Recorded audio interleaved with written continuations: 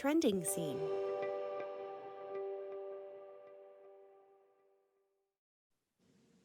Hey guys, I'm Jenny WOLEK with the WOLEK Group, Keller Williams Realty. And I'm Neil Dieterle with ND Interiors. And welcome back to Tulsa Scene Podcast. We're so excited to chat about all things trending in Tulsa. Yeah, last week we had a great conversation about fitness and staying healthy. Of course, it's January and that's top of everybody's minds. And we had so much to talk about, we decided to go ahead and extend it into this week. And the way I figure, there's 2 more weeks of January left, which means people's resolutions are probably still intact for 2 more weeks. Is that the way it usually works, right? That's how it usually works. You're right. Well, yeah, so I'm here in my COVID quarantine and hanging out by myself. Luckily, I am so blessed that last year we bought a house that had a garage apartment. And so I already had a treadmill set up in here. And so I just brought over some weights and a yoga mat. And I'm just very, taking it easy, of course, to get through all this and still, staying healthy physically as much as I can. I think that really helps with my mindset. Well, that's great. You look and sound great, to be sure. And I think you should be the poster child for kind of going into this very unfortunate circumstance of being healthy to begin with, because I think you've probably done a little better with that. And frankly, I think you're really lucky to have been inside during this period of time, because I've been running outside and yesterday it was 23 degrees. So that's been a little challenging. I've been experimenting with different things to wear and trying out some new clothing lines, trying to find something warm and toasty. A great one this week that's sold here locally called Savvy. They've got some cute warm tights and warm shirts, and I've been struggling a little bit with that. So and I will tell you, during lockdown, I've busted out all my athleisure. So all my Lulus, all my leggings, all my Athleta, all the things, all the goodness. So I know, though, we want to get to our guest, Jeni Knox with Jeni Knox Personal Training. And we know that you can shed some light on this whole fitness thing for us. So why don't you just introduce yourself, who you are and what you do? Well, like you said, I am Jeni Knox, and I'm a certified personal trainer. I was nationally certified back in 2002. I was coming off of a soccer injury, and right after the soccer injury, I ran off to college, and I really got myself into a catastrophe with my own health. And I took that as time to start really learning, training my own mind, training my own body. Got deep into physiology at school, and I really dove into it. And so starting in 2002, I was trained nationally, and I continued training for about 10 years until I had a family. And then I took time off in order to raise my 3 boys. And now that they've gotten older and they are a little more self-reliant, I have taken time for myself to start feeling more relevant again outside of motherhood and become a trainer once more. Well, that's fantastic. Jenny, I've known you for a few years now. We actually, our kids go to the same school, and so I met you there volunteering. And I've always known you to be just a fit and vibrant person. And I had no idea you had that background. So that's great. And it was cool to me to learn that you had started this endeavor during this time. So what's kind of different about you, and what sets you apart? What's your plan? So it's a very unique time to start your own business, but I did land pretty good time for people not wanting to go to gyms being shut down. So I was able, you can see part of it in the background, to turn my basement into a private studio. I had a lot of equipment, and it was just kind of scattered around my house, and I was able to bring it all together, buy some gym flooring, and open up a really safe place for people to come and know that it's clean, know that it's private, and know that they're not going to be in a room with 15 other people. So my philosophy on training is that there are certain things that we can control and certain things we can't control. Right now, this is a very high stress time. There's a lot of uncertainty, and really it comes down to your own perspective.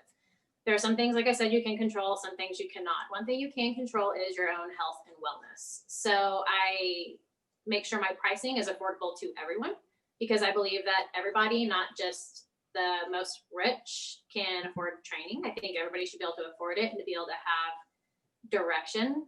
And then I also believe that people should not need me forever.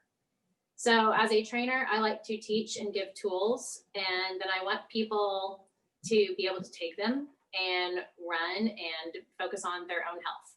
You shouldn't need somebody every step of the way. Some people need to have that appointment, but most people, if you give them the tools, they can really fly and handle it themselves. And so that's what I try to train as a personal trainer, how to grasp and maintain your own health and wellness, and then how to be able to do it on your own in the safety of your own home if you need to.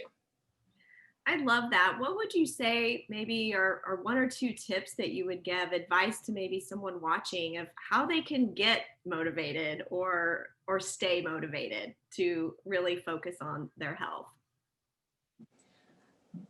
My favorite is really to not overthink it.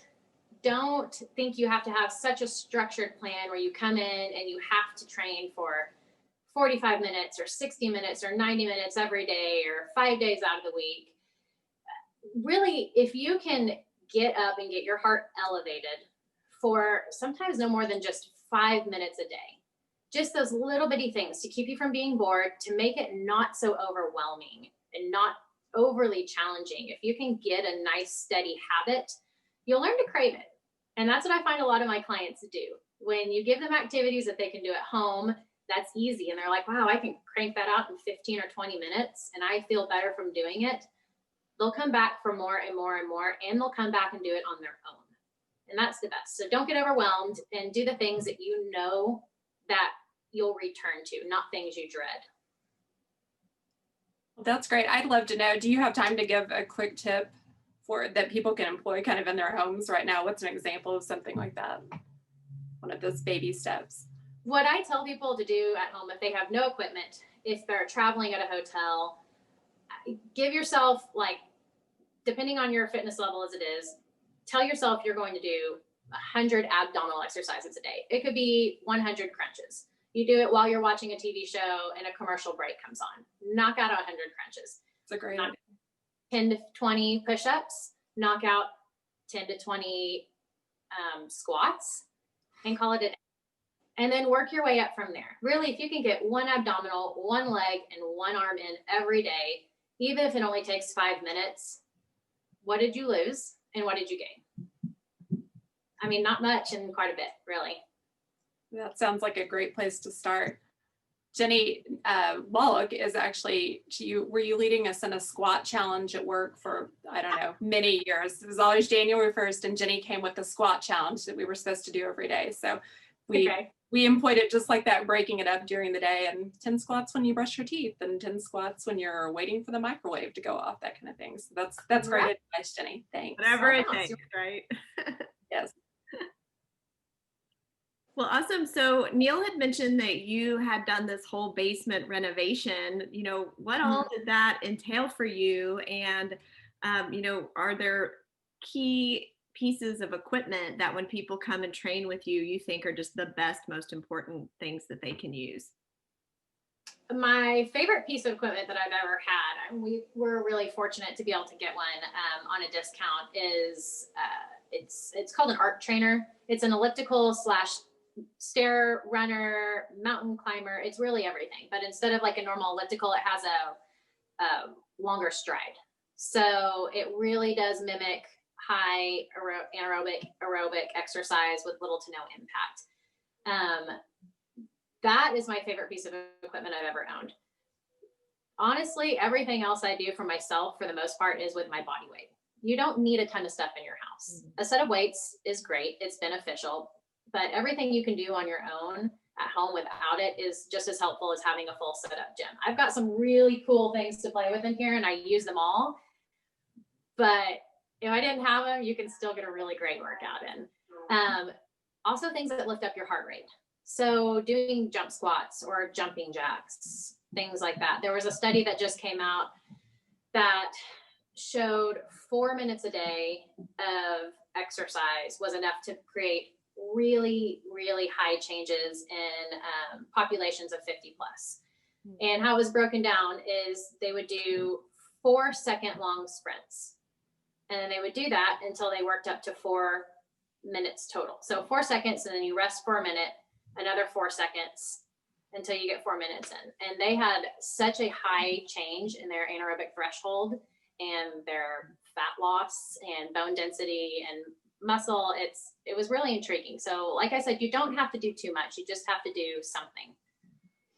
I hope I answered your question. I feel like I went on a little bit of a tangent. No. That's great. And you really, that space is beautiful. And you do have a lot of cool toys there. I do. I have a lot of really fun things here. Well, people, I had been watching your renovation, and I think having a pleasant environment to work out in is something that, you know, people want to think about in this place you want to go to. So watching you and your husband do that renovation over Instagram was great. And I would urge people to go out and check out your account. There's some funny moments. No, thanks for that. So tell us how people can get in touch with you. Do you have? So I have this. It's at Jenny K, and Jenny is spelled Jeni. I also have an email address that'll be attached. However you all are going to do that. It's jeniktraining@gmail.com. You could also call me if you'd like. My phone number is 405-833-7009. Call or text. And I'm always available. My hours are not all day right now because I do have to take care of my family in the evening. But even for tips, diet information, anything, I'm always here. It's fun for me. I love it. So, well, just out of curiosity, where are you located? Since people will be coming to your home, like what part of town are you in? Okay, I am at 31st and Peoria, so very, very close to the park. Awesome. Love it. Well, we appreciate you sharing your time and your wisdom with us, and we look forward to seeing you in the new year, staying fit, having fun. Okay. Congratulations on the new business. Bye now. Bye, guys. Thank you. Wow, that was so awesome. I sure loved getting to know so much about Jenny and her business. I look forward to getting to know her better too. Yeah, she's a great resource, and that was fun hearing about a new endeavor. I think next week we're going to transition right from fitness to getting your home in shape. So everybody, you're not thinking about your New Year's resolutions right now and your body, you are thinking about your New Year's resolutions and your house.